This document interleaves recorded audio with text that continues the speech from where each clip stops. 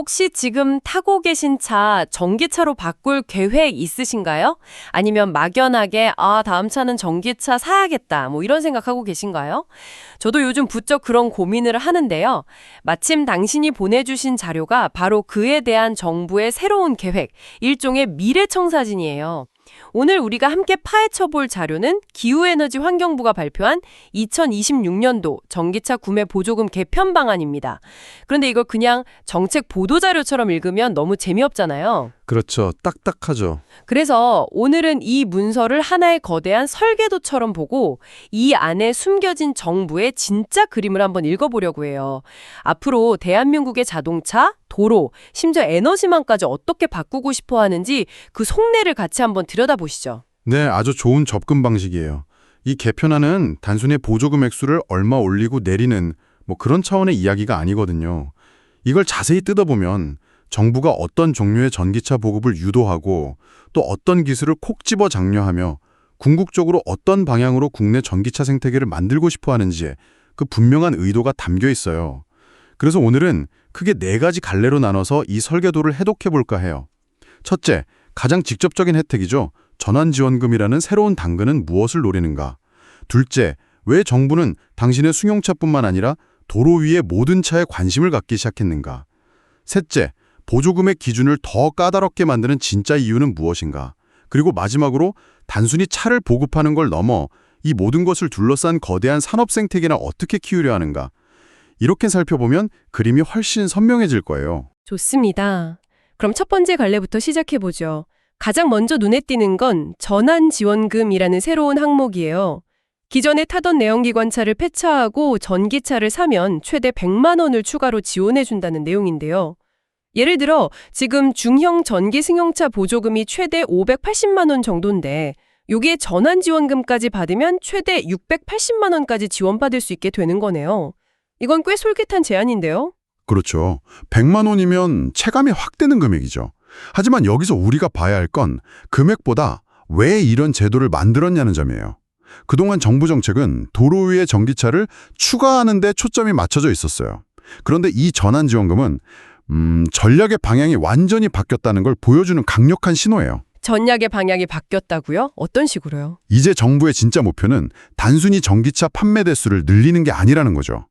진짜 적은 새로 팔리는 차가 아니라 이미 도로 위를 달리고 있는 수백만 대의 낡은 내연기관차라는 걸 깨달은 거예요. 그래서 이제는 전기차를 더 하는 것에서 내연차를 빼는 것으로 목표를 수정한 겁니다. 이건 훨씬 더 공격적이고 솔직히 말해 온실가스 감축에는 훨씬 더 효과적인 접근 방식이에요. 듣고 보니 그러네요. 단순히 전기차 한 대를 더 파는 게 아니라 매연 뽑는 내연차 한 대를 아예 없애는 것까지 포함된 일종의 대체를 목표로 하는 거군요. 근데 사실 100만 원이라는 금액이 아직 잘 굴러가는 차를 바꿀 만큼 결정적인 요인이 될 수 있을까요? 아주 좋은 지적이에요. 아마 이미 차를 바꿀 계획이 전혀 없던 사람을 움직이기는 힘들 수도 있어요. 하지만 이 정책이 노리는 건 바로 망설이는 사람들입니다. 망설이는 사람들이요? 네. 차 타꿀타꿀 타긴 했는데 전기차 괜찮을까? 하고 고민하는 사람들에게 바로 지금 바꾸세요 하고 등을 떠밀어주는 결정적인 한 방이 될 수 있다는 거죠. 그렇군요. 일종의 심리적인 트리거 역할을 하는 거네요. 물론 아무 차나 다 해당되는 건 아니겠죠? 조건이 있을 것 같은데요. 당연하죠. 여기서도 정부의 의도가 드러나요. 자료를 보면 첫째로 최초 출고 후 3년 이상 지난 차량만 대상이에요. 너무 새 차는 안 되고. 네, 맞겠다는 거죠. 둘째, 이미 저공해 차로 분류되는 하이브리드 차량은 제외돼요.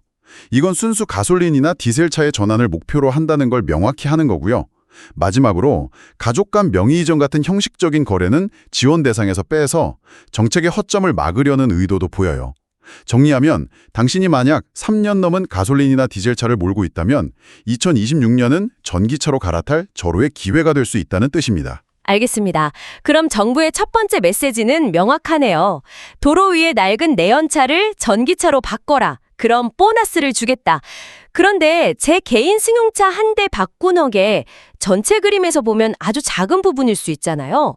도로 위에는 트럭이나 버스처럼 훨씬 더 많이 달리는 차들이 많은데 이 부분은 어떻게 되는 건가요? 바로 그게 이 설계도의 두 번째 핵심입니다.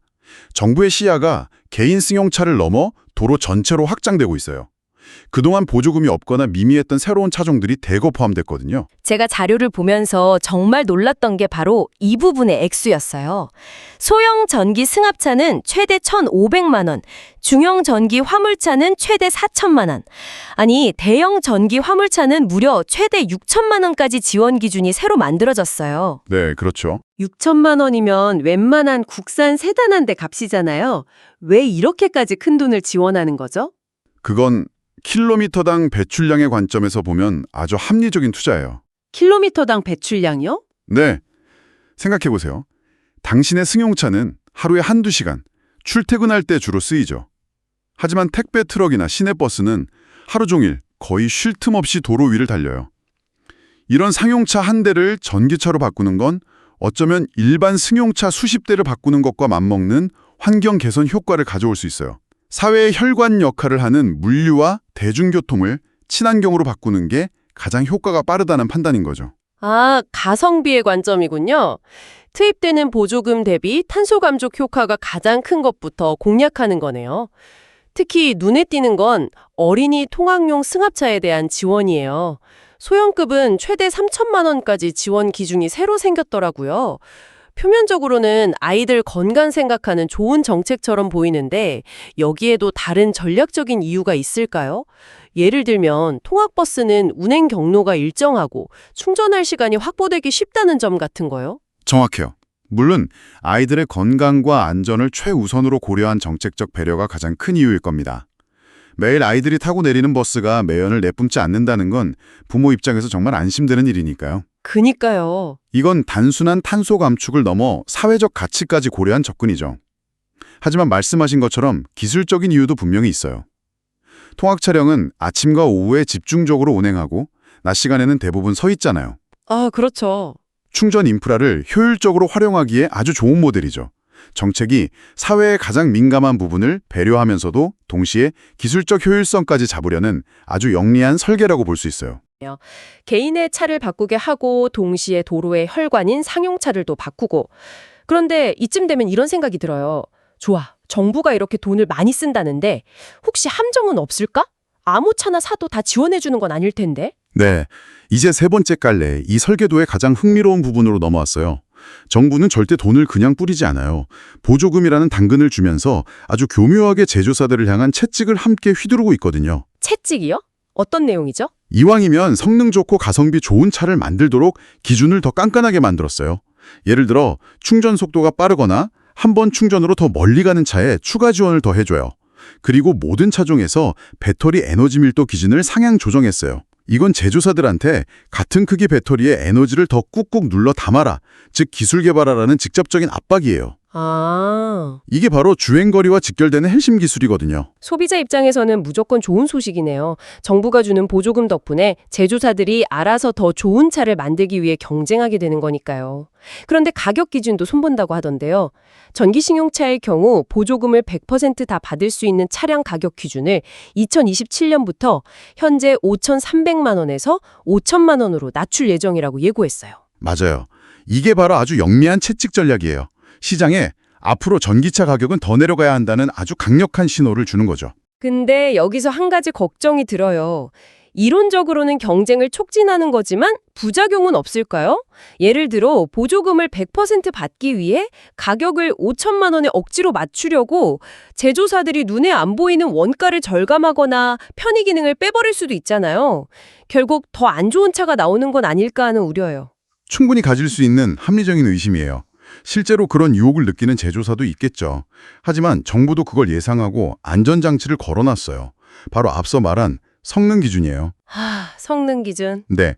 가격을 낮추더라도 최소한의 주행거리나 배터리 효율, 충전 속도 같은 핵심 성능 기준은 충족해야만 보조금 테이블에 올라올 수 있어요. 즉, 가격을 낮추되 성능은 포기하지 말아라는 이중의 압박을 가하는 거죠. 소비자인 당신 입장에서는 장기적으로 더 좋은 성능의 전기차를 더 합리적인 가격에 만날 기회가 늘어난다는 의미로 해석할 수 있습니다. 그렇군요. 가격과 성능 두 마리 토크를 다 잡으려는 아주 치밀한 설계네요.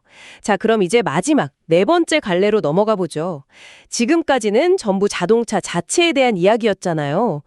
그런데 사실 전기차를 산다는 건 충전이나 AS 같은 전체적인 경험을 사는 건데 이런 부분에 대한 계획도 있나요? 물론이죠. 이 설계도의 마지막 장은 바로 생태계에 대한 이야기예요. 여기서 우리는 정부가 그리는 가장 큰 그림을 엿볼 수 있어요. 전기차를 단순한 이동수단을 넘어 미래 에너지 산업의 핵심 요소로 보고 있다는 증거들이 나오거든요. 미래 에너지 산업의 핵심이요. 좀 거창하게 들리는데요. 구체적으로 어떤 내용이죠? 자료에 보면 몇 가지 흥미로운 기술의 추가 지원을 도입한다는 내용이 있어요. 하나는 PNC 기술인데 말 그대로 충전기를 차에 꽂기만 하면 자동으로 인증과 결제가 끝나는 거예요. 아, 그거 정말 필요해요. 저도 가끔 공유 충전기 쓰는데 비 오는 날 카드 꺼내고 앱 켜고 하다가 짜증날 때가 한두 번이 아니거든요. 그니까요. 그냥 꽂으면 바로 충전되는 경험. 이건 정말 게임 체인저가 될 수 있겠네요. 그렇죠. 그런 사소한 불편함이 전기차 대중화에 큰 걸림돌이 되기도 하거든요. 그런데 더 중요한 건 바로 다음에 나오는 V2G, Vehicle to Grid라는 기술이에요. 이건 정말 공상과학 영화에나 나올 법한 이야기처럼 들릴 수도 있어요. V2G, 차량에서 전력망으로. 이름만 들어서는 차가 무슨 발전소라도 되는 것 같은데요. 거의 비슷해요. 이렇게 상상해 보시면 쉬워요. 수많은 전기차가 전력 요금이 싼 심야에 전기를 가득 충전해요.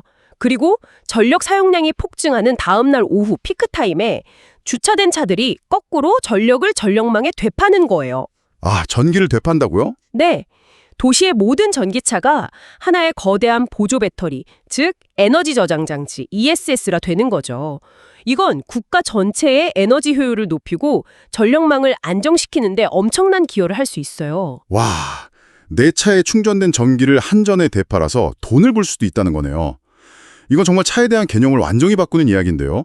내 차가 그냥 이동수단이 아니라 움직이는 자산, 에너지 자산이 되는 거잖아요. 바로 그겁니다.